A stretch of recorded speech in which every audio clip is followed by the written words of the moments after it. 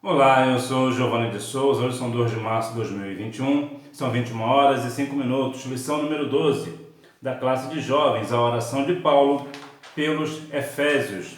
Começando com a hora da revisão. Resposta número 1. Estava preso em Roma. Resposta número 2. Os judeus oravam de pé. O fato de Paulo se colocar de joelhos demonstra a profundidade de suas intenções e anseios para com os cristãos. Resposta número 3. Perdemos a nossa essência cristã e passamos a agir dentro de uma conduta mundana e ditada pelos padrões pecaminosos. Resposta número 4. Arraigados e fundados. Resposta número 5. A operação desse poder está sempre condicionada ao grau de presença do poder e da graça do Espírito Santo de Deus em nosso interior. Texto áureo. Por causa disso, me ponho de joelhos perante o Pai de nosso Senhor Jesus Cristo, aos Efésios capítulo 3, versículo 14. Síntese: a oração de Paulo pelos cristãos em Éfeso é um marco de ousadia, intimidade e fé para com Deus.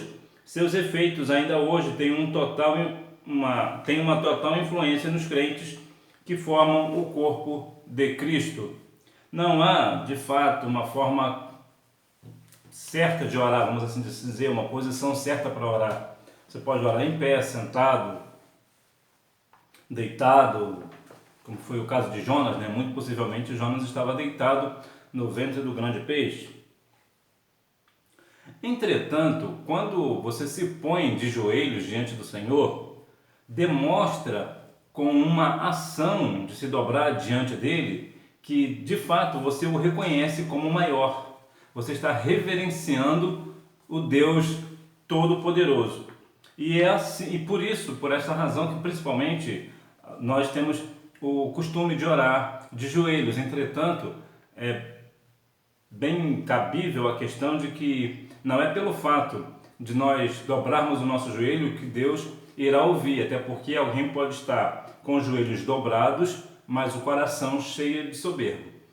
Até porque estar de joelhos é uma questão exterior, ou seja, a pessoa vê que alguém está de joelhos, mas Deus sonda o coração. Muitas das vezes as pessoas estão de joelho, querendo mostrar aos homens que é uma pessoa humilde, mas na verdade o seu coração está cheio de soberba.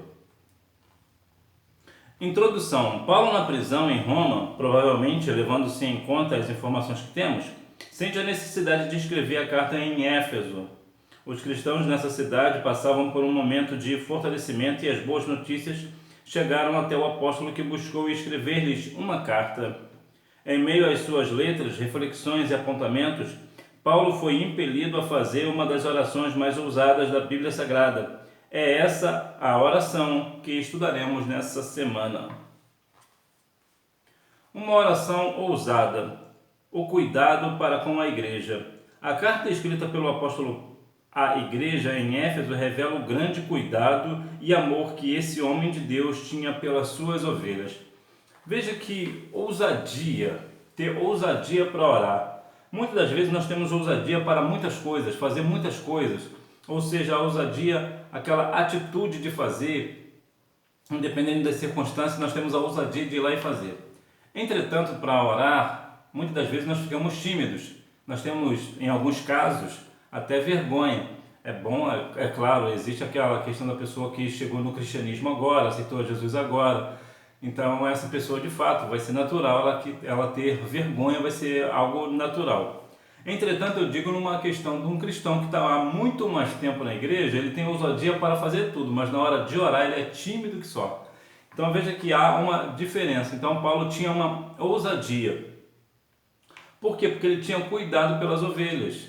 Quando nós estamos diante de uma situação de liderança, por exemplo, aqui no caso nosso aqui, direto, um líder de mocidade, por exemplo, um líder de jovens, ele precisa estar constante oração, ele precisa ter ousadia para orar. Isso vai demonstrar o cuidado que ele tem com os jovens. Ele vai orar, interceder por cada jovem da sua mocidade, da sua juventude. Então veja que isso demonstra cuidado e amor. E É claro, o pastor ele precisa, pastor, o líder, ele precisa ter amor pelas ovelhas, porque o amor é a principal raiz do evangelho. Claro que o evangelho não é uma questão, aqui eu digo mais material, mais puxado pelo material. Por quê? Porque o evangelho tem duas ramificações. A questão espiritual, que a pessoa que é salva na pessoa de Jesus, ela tem salvação, ela é uma pessoa de oração, jejum, palavra e etc. Agora, a questão humana, a principal raiz do evangelho é o amor. Então, é pelo amor que nós conhecemos. A pessoa precisa fazer com amor, ousadia e amor. Orar em ousadia e amor. De joelhos é melhor. Aos judeus de então, não era costumeiro a oração de joelhos. Quando oravam, ficavam de pé e erguiam as mãos. Paulo, inundado pelo desejo de pedir algo tão único e precioso para os cristãos, jogou-se ao chão e de joelhos clamou. Não podia ir fisicamente até Éfeso, mas de joelhos podia subir até o trono da graça de Deus e pedir com ousadia: Pai, fortalece-os no espírito, habite Cristo nos corações, permita-lhes conhecer o incompreensível e encheu-os da tua plenitude. Olha que pedido extraordinário que Paulo faz aos irmãos que estão em Éfeso. Fortalecer no espírito.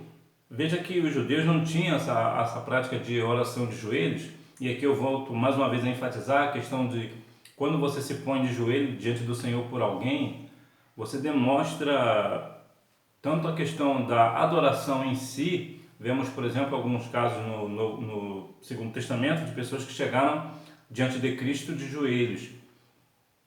Então veja que essa questão de estar de joelho demonstra a questão de a superioridade do Senhor diante dele. Então quando você está de joelhos, você demonstra isso para o Senhor. Então o Senhor, ele sempre agirá de íntima compaixão, o Senhor sempre irá olhar para este com um olhar diferente. Agora também é fato, tem que enfatizar mais uma vez, que a questão de alguém estar de joelho pode estar apenas de joelho para mostrar o exterior, mas só Deus esquadria o coração. Bom é que este esteja de joelhos e também com o coração cheio de humildade. Então veja que aqui os judeus que não tinham esse costume, muitas das vezes faziam para aparecer, né?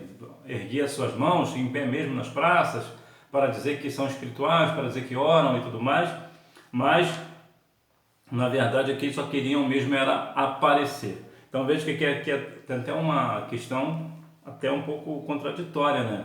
Eu acabei de falar que há pessoas que estão de joelhos para mostrar aos homens, mas na verdade são soberbos de coração. Aqui vemos que os judeus estavam em pé e mesmo assim muitas das vezes eram soberbos de coração, só queriam mesmo aparecer aos homens.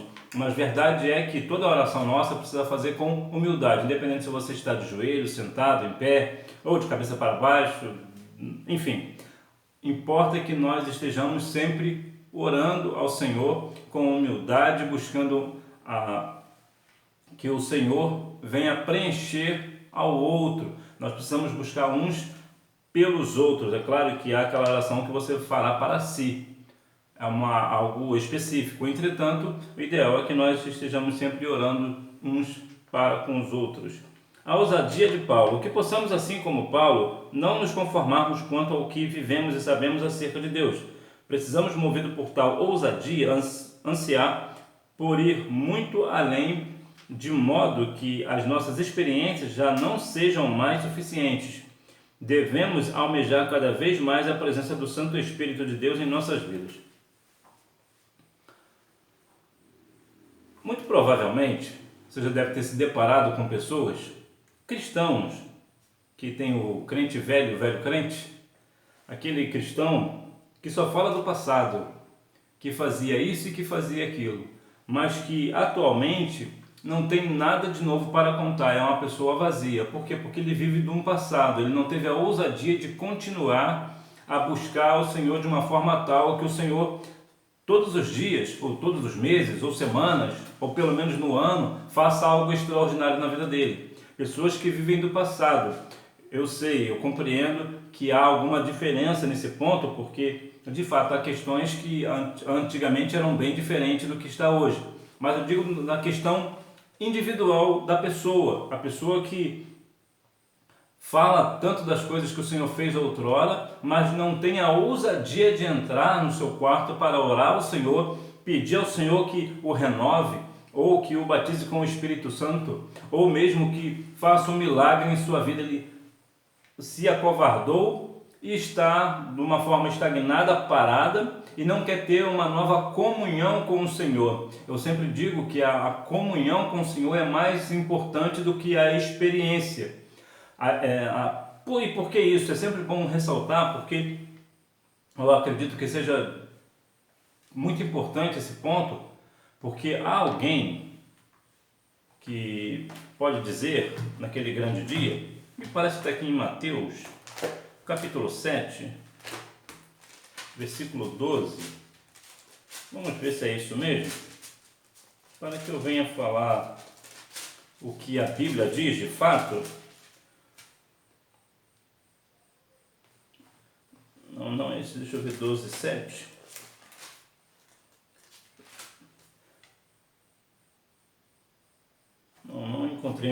Não encontrei, mas você sabe, é aquela parte da palavra que a Bíblia vai nos dizer que as pessoas expulsaram demônios no nome do Senhor, e o Senhor vai falar: apartai-vos de mim que eu não vos conheço. Aí eu te pergunto, expulsar um demônio não é uma experiência extraordinária? Não é uma coisa espantosa para quem vê ou até mesmo para quem vive a situação? A pessoa vai lá e expulsa um demônio, e aí naquele grande dia o Senhor vai dizer para ele: apartai-vos de mim. Mas não foi uma grande experiência? Mas qual é o problema aqui? Qual é a questão aqui? A questão é que ele teve experiência com Deus, mas não teve comunhão. Então, por isso eu digo e repito, a comunhão é mais importante do que a experiência. Então, por isso eu enfatizo. Aqui, a questão, nós temos que ter ousadia para continuar termos muito mais comunhão com o nosso Deus. Continuar tendo uma vida para frente, o Evangelho é para frente. Você tem uma comunhão hoje, tem uma comunhão melhor amanhã e assim sucessivamente até a volta do nosso Senhor e Salvador Jesus Cristo.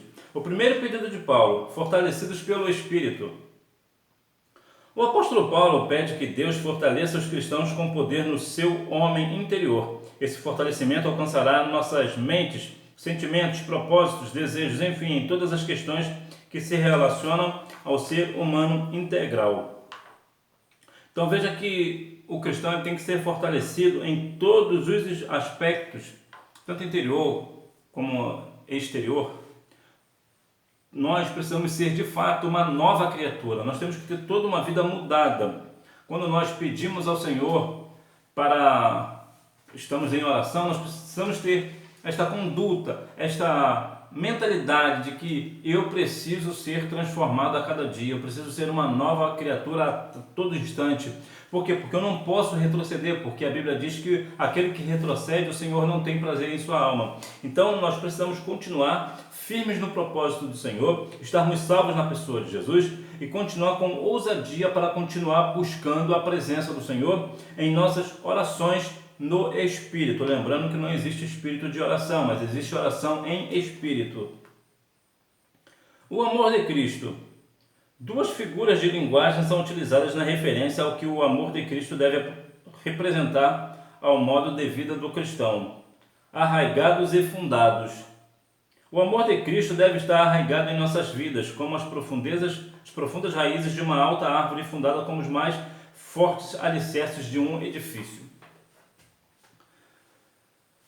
O amor de Cristo tem que estar no nosso coração. Nós precisamos falar do amor do Senhor. Tudo que nós fazemos para o Senhor, nós precisamos fazer em amor. A questão de estar arraigado, enraizado, é muito fácil para você, jovem, chegar num canteiro, por exemplo, de uma pequena horta e puxar uma alface, por exemplo, ela virar em suas mãos. E por que ela virar em suas mãos? Simples, porque as raízes delas são fracas demais. As raízes delas são suficientes para a alface, mas não para segurá-la no chão. Diferente de uma grande árvore. Você não consegue puxar uma árvore. Por que você não consegue? Por duas razões.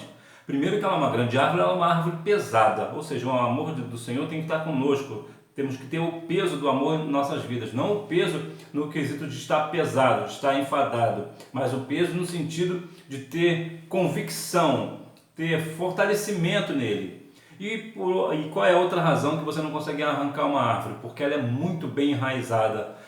A raiz dela é muito forte, é muito profunda, você não consegue puxar. Então veja que é assim que nós temos que fazer a obra, com um amor em nossa vida enraizado, nesse amor que ninguém consegue arrancar. Então este é o fundamento, o amor de Cristo precisa estar no nosso coração. Nós precisamos fazer as coisas do Senhor com amor, no Espírito do Senhor. Nós precisamos estar sempre no amor. Como compreender perfeitamente? Temos condições de compreender perfeitamente todas as dimensões do amor de Cristo e conhecê-lo em toda a sua essência? Será que podemos ter em nossas vidas toda a plenitude de Deus? Tais propostas se mostram por demais inatingíveis para nossas vidas, não é mesmo? O que Paulo tinha em mente quando as dirigiu como petições ao Senhor? Essas são experiências que precisamos buscar, pois são para todos nós cristãos, mas somente alcançaremos se buscarmos uma total dependência do Espírito Santo. Nós vemos muitas das vezes pessoas que parecem que estão colocando o Espírito Santo como se fosse num banco de reservas. Vamos entrar em campo, mas nós não precisamos do Espírito Santo, nós temos outros recursos aqui, que com esses recursos a gente consegue fazer as coisas. Não, nós não conseguiremos. É o Espírito do Senhor que nos guia, que nos leva, é o Espírito Santo do Senhor que nos capacita, é o Espírito Santo que convence o homem do pecado, da justiça e do juízo. Ou o mundo, né? Como é mais correto dizer, né? Convence o mundo do pecado, da justiça e do juízo. E conhecer o amor de Cristo na essência, há uma questão complexa de se dizer, porque que amor é esse que Deus tem por nós, que é a tal maneira de João 3,16, para dar o seu Filho na cruz do Calvário por nós? Que amor é esse que Cristo sente por nós, que foi na cruz do Calvário para morrer por nós? Porque Deus o deu e Ele o aceitou, né? Ou seja, Cristo aceitou morrer na cruz por nós. Que amor é esse? Isso nós temos uma certa dificuldade. Há um versículo bíblico que parece que a gente esquece um pouco, que Jesus disse o seguinte: amai-vos uns aos outros assim como eu vos amei. E esta é uma das partes, talvez seja a parte mais difícil de cumprir a Bíblia. Por quê? Porque é muito difícil nós morrermos pelo nosso próximo. É muito difícil amar ao próximo como Cristo nos amou, é bem complexo. A Bíblia vai dizer que pode ser que pelo bom alguém ouse morrer, mas e pelo ruim? Quem é que vai morrer por uma pessoa amar?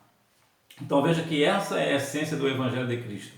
É nós nos dar a nossa vida pela vida de outrem, ou uma pessoa que muitas das vezes nós não conhecemos, não sabemos quem é, mas nós iremos lá e falaremos da palavra, mostraremos o amor do Senhor a ela. É como se fala o Corpo de Bombeiro, por exemplo. O Corpo de Bombeiro tem um slogan que eu acho bastante interessante, que o slogan que diz que a vida pela vida. Por quê? Porque o bombeiro, ele dá a vida dele por uma pessoa que ele nunca viu. Então ele salva as pessoas, né? E nós sabemos que o Corpo de Bombeiros, por exemplo, é uma instituição respeitadíssima no mundo inteiro. Por quê? Porque eles são muito bons no que eles fazem. É algo extraordinário, é espantoso a habilidade do Corpo de Bombeiros. Então veja que aqui nós temos algo parecido com o Corpo de Bombeiro. Nós precisamos dar a nossa vida em resgate de outros. Nós precisamos, mas quem é que vai fazer? Você? Eu? Quem de nós? Quem irá? Então veja que viver o amor na essência é um pouco complexo, porque falar do amor não é uma tarefa difícil. Todo mundo pode falar do amor, mas viver o amor é mais complexo, é muito mais difícil. E há até uma diferença entre amor e paixão, né? Há algumas pessoas que dizem que Jesus se apaixonou por nós. Não, Jesus não se apaixonou por nós, até porque a paixão era como um fogo de artifício. Ela acende, explode, fica colorida e depois apaga. Ela é instantânea, a paixão ela acaba de repente. Mas o amor do Senhor, o amor em si, ele é um sentimento mais duradouro. Ele é um sentimento que dura toda a vida, né? Ele é um sentimento que é um fogo que não apaga nunca. Ele pode até, digamos, diminuir a intensidade do calor, mas ele continua lá. A paixão não, a paixão é momentânea. Muitas das vezes você que é jovem, era apaixonado por uma jovem ou por um jovem e agora já não sente mais nada. Por quê? Porque era só paixão, era só uma coisa que aconteceu. Então veja que há uma grande diferença. Então o Senhor, como diz Jeremias 31, versículo 3, com amor eterno te amei e com benignidade te atraí. Então veja que a Bíblia nunca fala de paixão, a Bíblia de Deus ter paixão por nós. Deus tem amor por nós e é um amor eterno. Conclusão, nesta lição podemos aprender uma valiosa verdade. É o amor de Deus que impulsiona a igreja em sua missão diária de levar a todos os povos o ide do Mestre amado e manifestar o reino de Deus na dimensão presente. Enquanto vivemos essa verdade, é desenvolvida a nossa confiança acerca do que o Espírito de Deus faz por meio de nós, que vai muito além do que podemos imaginar. Isso permite que todos os que são alcançados pela mensagem tenham a oportunidade de sentir o desejo de salvação, a sede pela vida eterna e a certeza da restauração em Cristo Jesus. Então veja que é o amor do Senhor em nossas vidas que faz com que impulsione a igreja a fazer o ídolo de Jesus, o fazer missões, o discipular, o orientar, ter amor, orar pelo próximo. Tudo é pelo amor. Então que nós venhamos a cada dia mais, que esse amor venha a cada dia mais encher os nossos corações, independente das circunstâncias que estamos passando, que estaremos vivendo, mas que nós venhamos a cada dia mais ter sempre o amor do Senhor no nosso coração para nos aquecer, para fazermos missões, para fazer o evangelismo, fazer o ID de Jesus, discipular, fazendo discípulos em todas as nações. Que o Senhor Jesus venha te abençoar rica e poderosamente e que você tenha uma boa aula e não deixe de ir à Escola Bíblica Dominical, até porque quem faz a escola é o aluno. Tchau!